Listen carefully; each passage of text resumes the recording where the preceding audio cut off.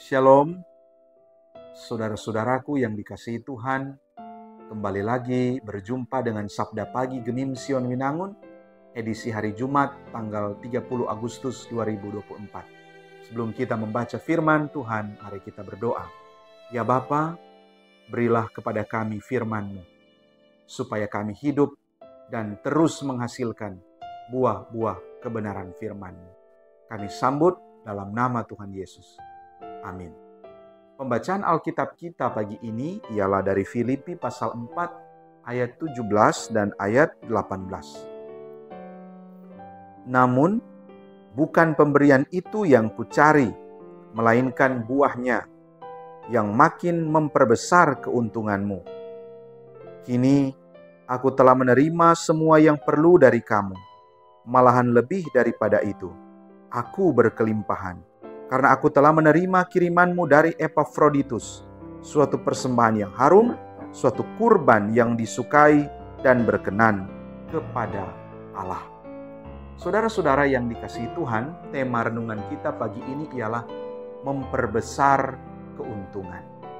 Saudara-saudara yang dikasihi dan diberkati Tuhan Yesus, memberi bantuan adalah hal yang baik dalam kehidupan orang beriman. Karena pada dasarnya manusia tidak bisa hidup seorang diri. Ia membutuhkan sesama dalam membangun kehidupan. Bagi gereja, tindakan memberi merupakan wujud dari kasih dan buah dari iman. Walaupun disadari masih banyak orang Kristen yang tidak mau membantu dan meringankan penderitaan orang lain. Ada orang ketika membantu dilakukan karena terpaksa, bukan karena dimotivasi oleh kasih. Ada yang membantu dan memberi dengan motivasi, mengharapkan imbalan. Dan ada yang menyalurkan bantuan, tetapi memotongnya dengan berbagai alasan. Tetapi ada juga yang melakukannya dengan tulus dan didasarkan pada iman.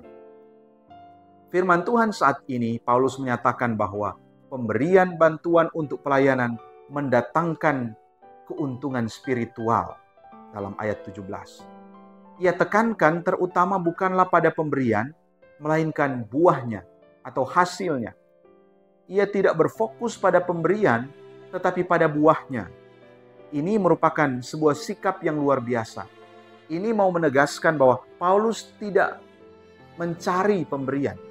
Paulus tidak menilai pemberian tersebut berdasarkan nilai materi belaka, tetapi menurut nilainya sebagai buah yang adalah bukti dari iman, kasih, dan ucapan syukur atas kasih karunia yang Allah anugerahkan kepada mereka melalui Injil yang diberitakannya.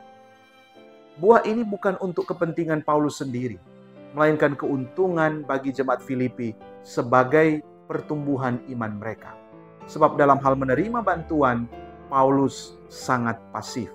Namun dalam hal mencari buah, Paulus aktif.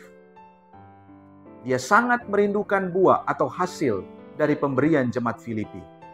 Buah ini pada gilirannya akan memperbesar keuntungan atau yang melimpahi hidup jemaat Filipi. Bukan hanya menambah secara kuantitas atau secara jumlah, tetapi membuat jadi melimpah atau kualitas. Lalu Paulus mengonfirmasi bahwa ia telah menerima bantuan jemaat melalui Epafroditus. Malahan lebih daripada itu, maka ia berkelimpahan.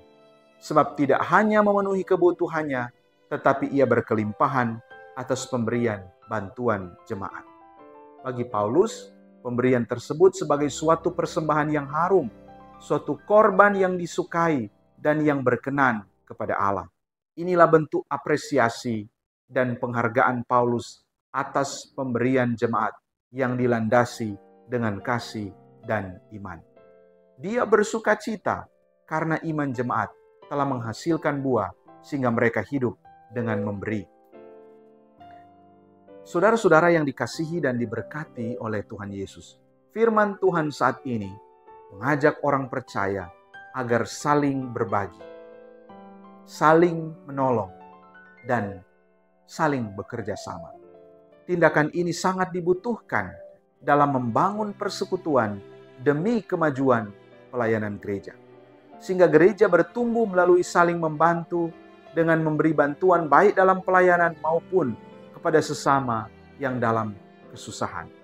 Ini merupakan bentuk dari iman yang menghasilkan buah atau melimpahi hidup persekutuan. Walaupun dalam kehidupan bergereja masih ada orang yang hanya mementingkan dirinya dan imannya sehingga ia tidak fokus dalam memberi dan berbagi. Kita diingatkan bahwa iman harus ditindaklanjuti melalui perbuatan.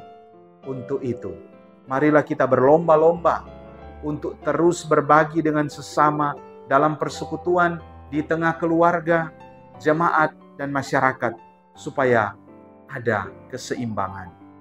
Amin. Saudara, mari kita berdoa.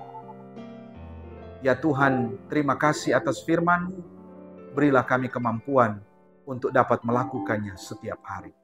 Kami mengucap syukur dalam nama Tuhan Yesus. Amin. Saudara-saudara, demikianlah Sabda Pagi edisi hari ini. Tuhan Yesus memberkati kita semua. Shalom.